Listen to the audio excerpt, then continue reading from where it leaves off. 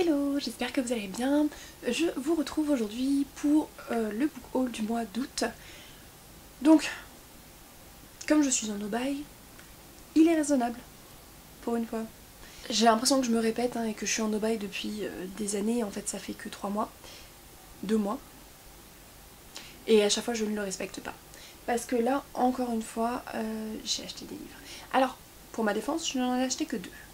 Le reste, je les ai trouvés dans des boîtes à livres où on me les a donnés, où c'est l'auteur qui me les a envoyés. Donc en soi j'ai presque respecté mon no-buy. Et surtout les 2 livres que j'ai achetés ce sont des mangas.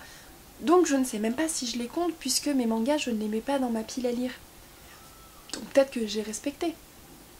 Peut-être. Je sais pas. Donc je vais vous montrer ces mangas que j'ai achetés. Donc le premier c'est Moriarty de... Alors, je vais essayer de ne pas écorcher le nom. Donc le scénario est de Ryosuke Takeuchi et le dessin de Hikaru Miyoshi.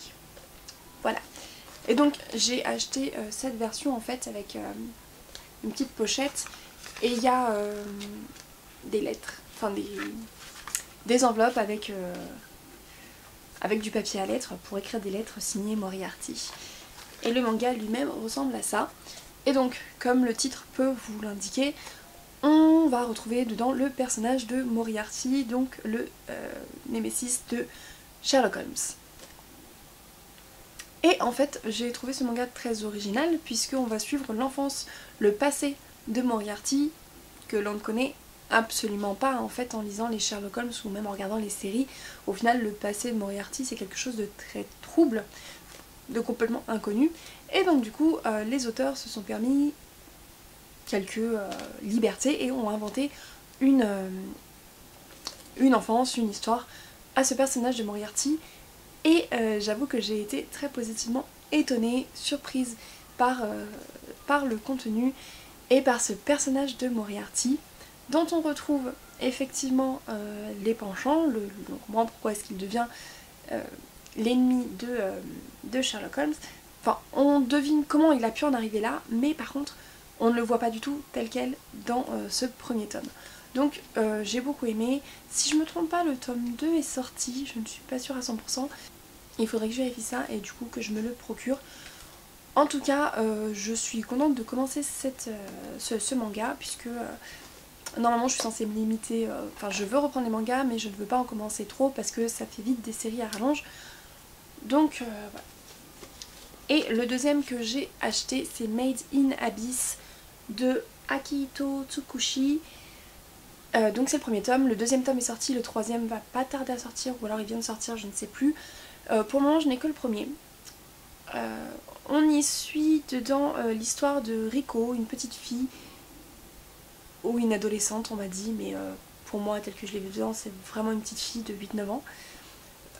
Qui vit donc dans une ville, dans une ville autour d'un endroit qui s'appelle l'Abysse, qui est un trou en fait dans la terre, dans lequel il y a tout un monde, tout un univers et différents degrés. Plus on descend bas dans l'Abysse, et plus ça change et plus c'est dangereux. Et donc la mère de cette petite fille est descendue dans l'Abysse et elle n'en est pas revenue depuis 10 ans. Ah, donc elle a forcément au moins 10 ans. Donc cette petite fille a comme rêve de descendre, rejoindre sa mère dans l'Abysse. Et donc elle fait partie des scouts, enfin des plus jeunes qui commencent à se former pour descendre dans l'Abysse, donc dans les couches les plus superficielles. Et lors d'une de ces expéditions, elle va trouver un petit robot, un petit garçon robot en fait, elle va le ramener avec elle. Et ce robot n'a pas la moindre mémoire, il ne sait pas comment il est arrivé là, qui il est, ni même pourquoi c'est un robot puisqu'il pense être un petit garçon. Enfin voilà, la situation est pas nette pour lui, mais du coup Riko et ses amis l'accueillent au sein de leur groupe et il va lui aussi être formé à descendre dans l'Abysse. Donc ce premier tome est très introductif puisqu'on nous explique ce que c'est que l'Abysse. C'est beaucoup d'explications, c'est quand même assez complexe parce qu'il y a beaucoup de choses à savoir. Mais j'avoue que ça m'a laissé un petit peu mitigée. Parce que le personnage de Riko notamment m'a pas du tout plu. elle pleure pour un rien, enfin, elle est pas intéressante. Moi elle m'a vraiment agacée. Donc c'est un gros bémol, j'avoue. Et puis comme c'est un tome très introductif, j'avoue m'être un petit peu, alors pas ennuyée mais presque. J'attendais vraiment qu'il se passe quelque chose et il s'est vraiment pas passé grand chose. Donc je me dis que je vais laisser une chance au tome 2 avant de décider pour la suite de la saga. Enfin la suite du manga. On m'a offert, enfin donné, c'est Amélie qui avait ce livre en double et qui me l'a donné. Donc il s'agit de Heartless de Marissa Meyer. A savoir que, donc il est en VO, à savoir que Heartless de Marissa Meyer, je l'ai déjà, mais pas dans cette version là, puisque moi j'ai la version hardback, donc celle-ci.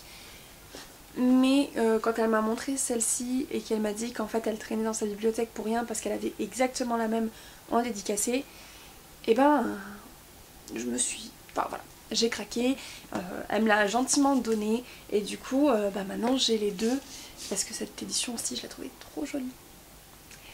Et du coup maintenant ça me fait 2 fois plus de raisons de le lire. Après ça on m'a aussi donné ces 2 livres de Agnès Martin-Lugan, donc Les gens heureux lisent et boivent du café, suivi de La vie est facile, ne t'inquiète pas. Donc ces 2 là, j'en ai beaucoup entendu parler, je les ai vus passer, surtout le premier en fait. Ma soeur d'ailleurs m'a prêté le premier mais il faudrait que je lui rende parce que je vais pas le lire tout de suite donc je vais pouvoir lui rendre et garder ces exemplaires qui du coup sont à moi maintenant. Et en fait je n'ai pas la moindre idée de quoi il parle, je sais juste que c'est des romans feel good, des tranches de vie, quelque chose comme ça, donc je vais garder ça pour cet automne je pense.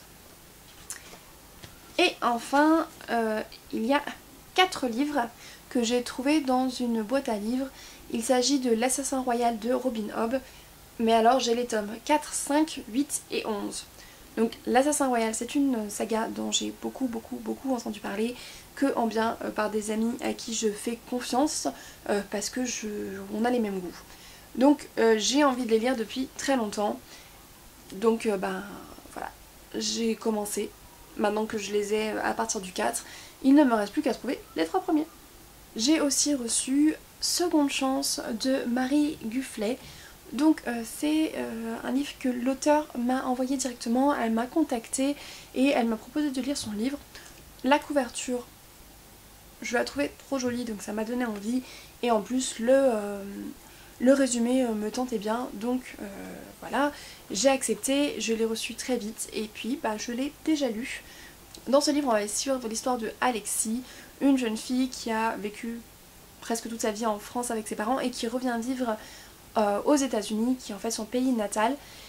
Et donc toute sa vie ça a été un peu la jeune fille pas du tout bien dans sa peau, un peu invisible et qui finalement a fini par se complaire dans cette invisibilité, dans le fait que personne ne la regarde, personne ne la voit, autant à l'extérieur que dans sa propre famille. Et donc ce déménagement, ce nouveau lycée, ce nouveau départ s'avère être en fait une seconde chance pour elle puisque les choses vont changer autant chez elle que au lycée où elle ne pourra plus être invisible puisqu'elle est la petite française. Et donc elle va devoir s'adapter et apprendre à se réconcilier avec sa propre image. Donc j'ai beaucoup aimé ce thème, cette histoire de se réconcilier avec son image, avec soi-même et du coup de pouvoir à nouveau se réconcilier avec les personnes en dehors de soi. Donc ce thème, cette manière de faire évoluer les choses, de créer ces secondes chances m'a beaucoup plu. Après il y a pas mal de clichés parce que forcément elle rencontre un mec qui est un peu, alors pas le bad boy mais le tombeur du lycée. Elle n'est pas du tout son genre mais finalement ils vont quand même devenir proches. Donc là-dessus c'était un petit peu cliché, c'était pas du tout surprenant, c'est aller exactement là où on s'y attendait. Mais sur fond d'acceptation de soi, donc du coup ça reste quand même intéressant. Donc c'est une bonne lecture, ça se lit très bien, mais c'est pas exceptionnel. Donc au niveau de l'écriture, hein, c'est pareil, ça va très bien, j'ai lu ça vraiment d'une traite, en 2-3 jours, j'ai pris ça en vacances avec moi. C'est agréable, c'est reposant, c'est divertissant. Il y a une morale, il y a des moments touchants, donc c'est une bonne lecture. Donc voilà, c'est tout pour ce book haul. Comme je vous l'avais dit, hein, j'ai été plutôt raisonnable. Il n'y a pas tant de livres que ça qui rejoignent ma palle. Et je n'ai fait que 2 achats. Donc je suis plutôt fière de moi. N'hésitez pas à me dire si vous connaissez ces livres, si vous les avez lus, s'ils vous donnent envie. Et à me dire ce que vous avez acheté ce mois-ci. Sur ce, je vous souhaite à tous de très bonnes lectures et je vous dis à très bientôt. Salut!